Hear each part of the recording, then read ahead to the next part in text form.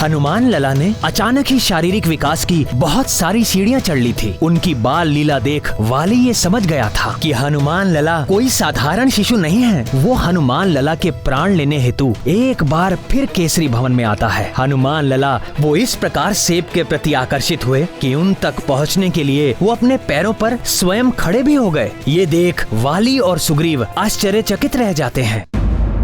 स्वयं देवर्षि नारद जी ने मुझे कहा कि ये मरकट तेरे पतन का कारण बनेगा। मेरे होते हुए आपका पतन? कभी नहीं।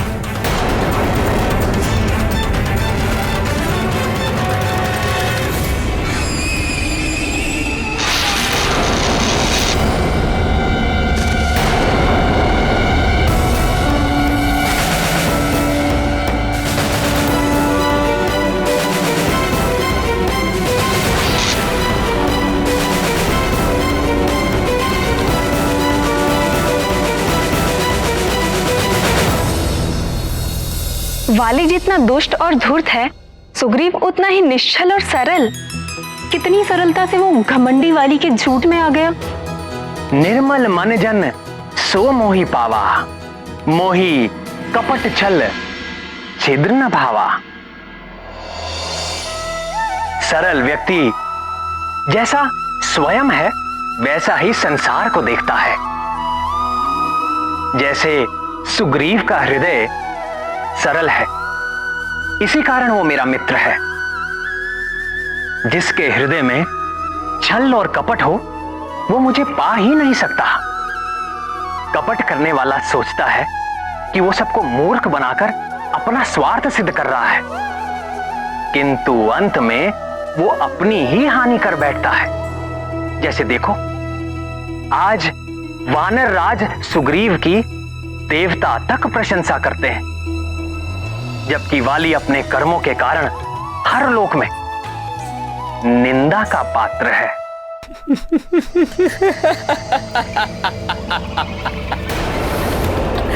भैया मैं गिर गया और आप हंस रहे हैं? क्योंकि मैं भी तुमसे पूर्व इसी तरह गिर चुका हूं, ठीक वहीं से।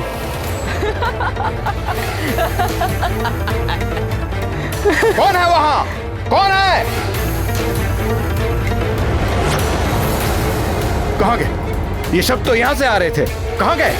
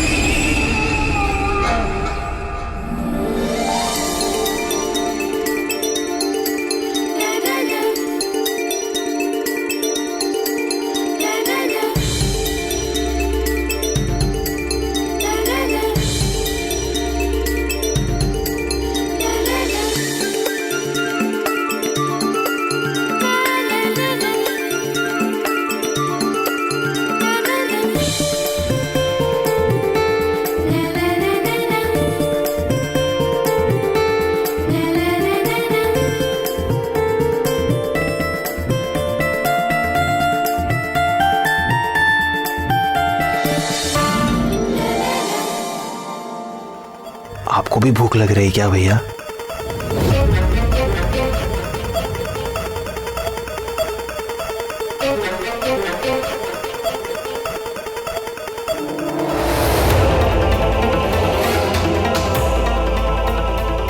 आपने मेरे प्रश्न का उत्तर नहीं दिया भैया। कहाँ ढूंढूं? भैया हमने प्रायः पूरा राजभवन ढूंढ लिया, किंतु वो शांत और सुंदर शिशु अब तक नहीं दिखाई दिया।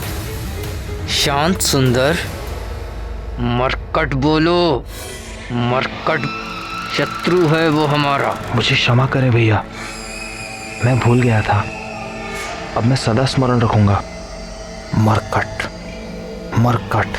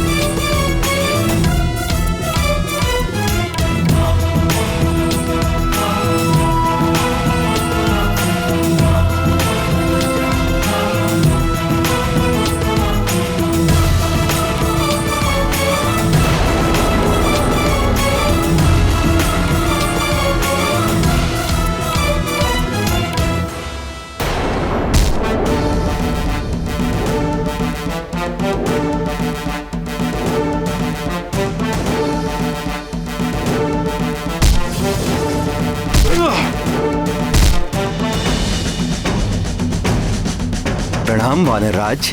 आइए अमात्य, कल युवराज के षष्ठी संस्करण की सारी व्यवस्था हो गई। जी वानरराज, आपसे कुछ परामर्श करना था। किस विषय में? 10वें दिन के नामकरण और संस्कार के लिए अतिथि की सूची के विषय में। सर्वप्रथम युवराज के नाना वानरराज कुंजर। वानरराज, मैंने तो उनका नाम सर्वप्रथम लिख लिया था। अयोध्या नरेश महाराज दशरथ से आरंभ करके अंग, उत्कल, कंबोज, कैकई, काशी, मिथिला, सोबीर, चैदियर,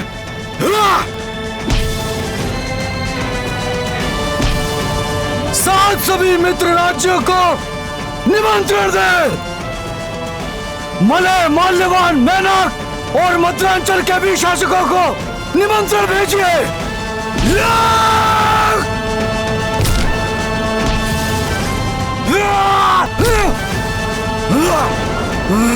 परम पूज्य ऋषि पनग, ऋषि मगध और ऋषि अगस्त को तो आना ही होगा। साथ ही दंडकानन, मतंगारण्य तथा नैमिषारण्य में तपस्या कर रहे सभी ऋषियों को संदेश दीजिए कि युवराज को आशीर्वाद देने अवश्य पधारें।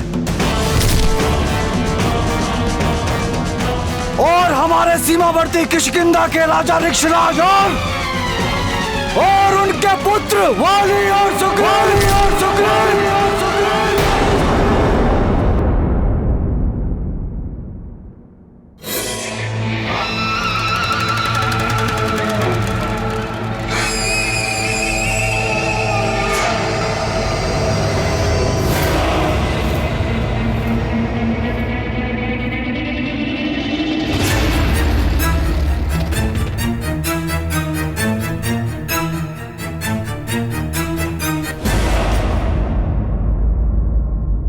नामकरण के साथ कल के षष्ठी संस्कार में भी उन दोनों को आमंत्रित कीजिए।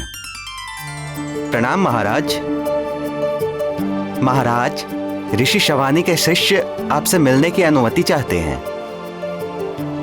आने दो। जी महाराज।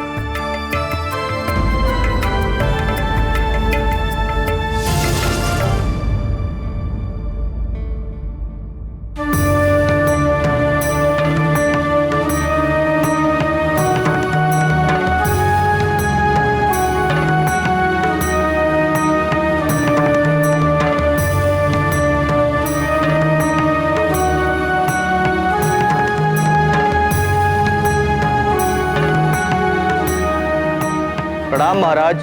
प्रणाम तपस्वी। हम दंडकारण्य से आपको कुछ सौंपने आए।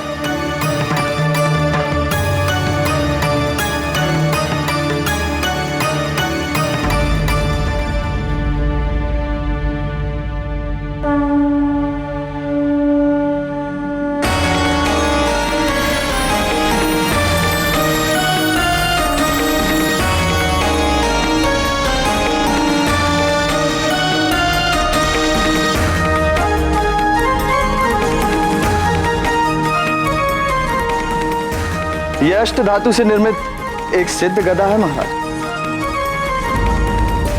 हमारे गुरु के गुरु ने यह गदा तपस्या करके स्वयं दिव्य शक्तियों से प्राप्त की थी महाराज। किस प्रयोजन से? और एक तपस्वी का गदा से क्या कार्य? राक्षसों से संघर्ष करने के लिए हमारे गुरु के गुरु ने क्षत्रिय कुल में जन्म लिया था महाराज, किंतु कालांतर में उन्होंने हिंसा का त्याग करके अहिंसा का व्रत धारण किया था महाराज। उनके देहावसान के पश्चात यह गदा हमारे गुरु ऋषि सावर्णी की सुरक्षा में थी। सुरक्षा में? जी, वे अपने गुरु की आज्ञा अनुसार इस गदा के अधिकारी के जन्म लेने की प्रतीक्षा कर रहे थे, किंतु 2 सप्ताह पूर्व उन्होंने भी देह त्याग दी। अपने देहांत के पूर्व उन्होंने कहा था कि यदि यह गदा आश्रम में रही तो किसी राक्षसी शक्ति में पड़ जाने का संकट हो सकता है। अतः उनके आदेश पर ही हम यह सिद्ध गदा आपको सौंपने आए हैं। किंतु मुझे ही क्यों? उन्होंने कहा था कि शम्भ साधन नामक राक्षस के वध के पश्चात आप ही इस गदा के योग्य अधिकारी हैं। अच्छा, जो इसके वास्तविक अधिकारी हैं वो कौन है? मैंने भी उनसे यही प्रश्न पूछा था। तो उन्होंने क्या उत्तर दिया? समय आने पर इस गदा का वास्तविक अधिकारी स्वयं आपसे यह गदा मांग लेगा महाराज, और आप यह गदा उसे सहर्ष दे भी देंगे। ऋषियों की बातें सदा समझ में नहीं आती, किंतु समय बीतने पर हर रहस्य खुल ही जाता है।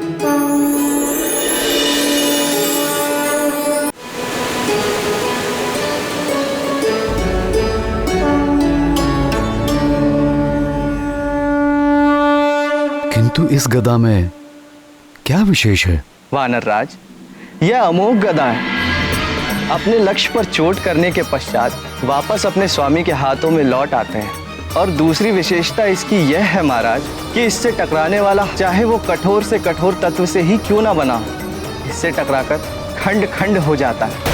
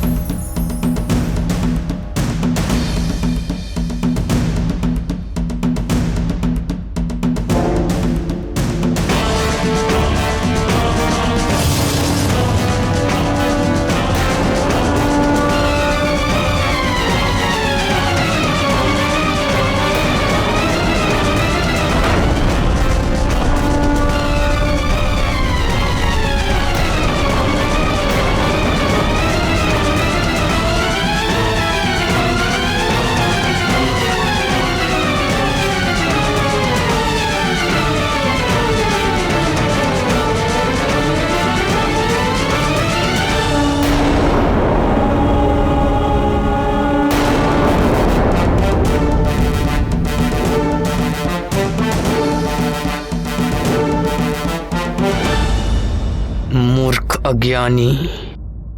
अब मैंने क्या किया भैया? मैं तो कब से यहाँ पे चुपचाप खड़ा हूँ। तुम नहीं, ये तपस्वी इतना भी नहीं जानता कि इस गदा का योग्य अधिकारी कौन है। कौन है भैया? कौन है? मैं महानतम। और कौन? वो तो आप हैं भैया। ये गदा तो किष्किंधा में होनी चाहिए। मेरे पास मुझ महानतम के हाथ में।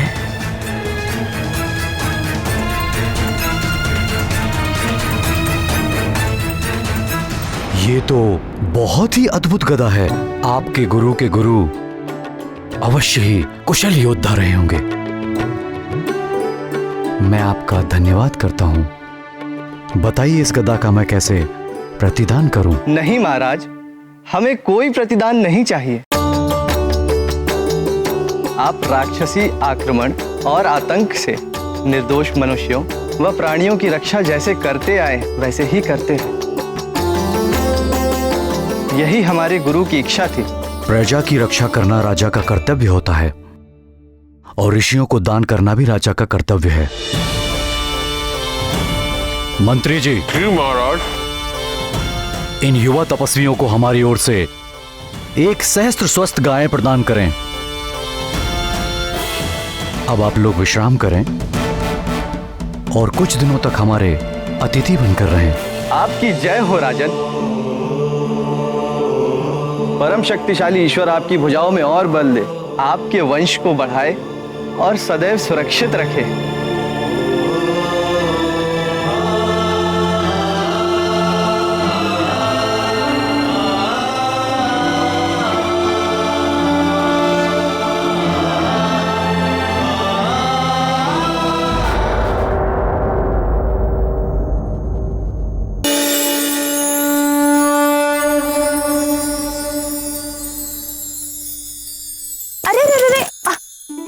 अभी नहीं बेटा, अन्नप्राशन के पश्चात आ जाओ।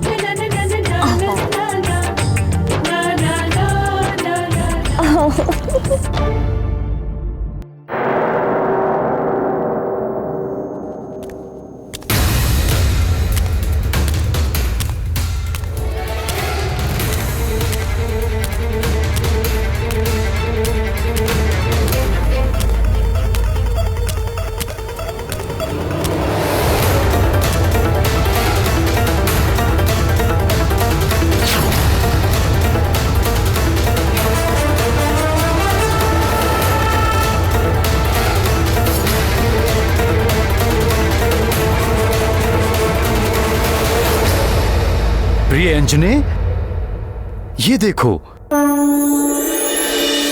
क्या पहना? मेरा नया गदा।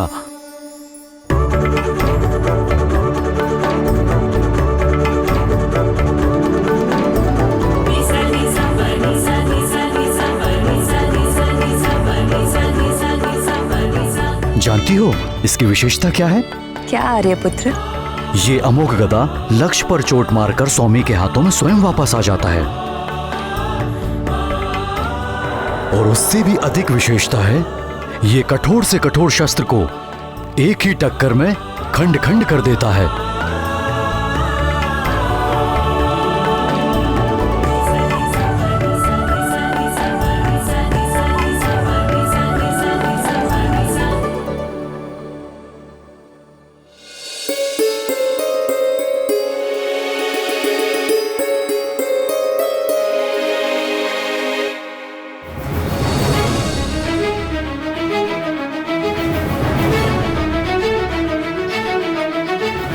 ये सब किसने किया प्रिय?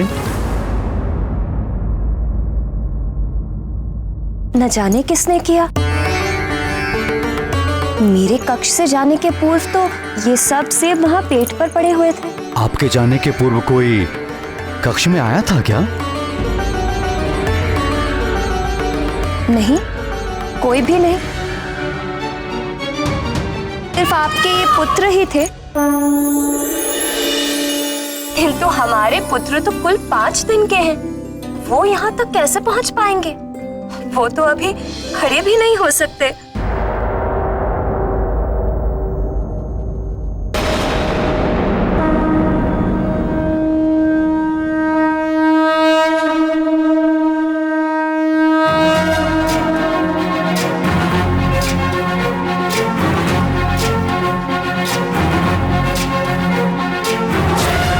ज्ञान गुण सागर जय कपी सति कुलोक उजागर जय हनुमान ज्ञान गुण सागर जय कपीसति कुलोक उजागर दूत अतुलित बल धामा अंजनी पुत्र पवन सुत नामा महावीर विक्रम बजरंगी कुमति निवार सुमति के संगी जय हनुमान ज्ञान गुण सागर जय कपीसति कुलोक उजागर जय हनुमान ज्ञान गुण सागर जय कपीसति नाथ, वरण विराज सुबेसा ये देखिए कुंचित केसा हाथ वज्र और ध्वजा विराजय कांधे मूंज जनेऊ साजय जय हनुमान ज्ञान गुण सागर जय कपीसति कुलोक उजागर जय हनुमान ज्ञान गुण सागर जय कपीसति कुलोक उजागर जय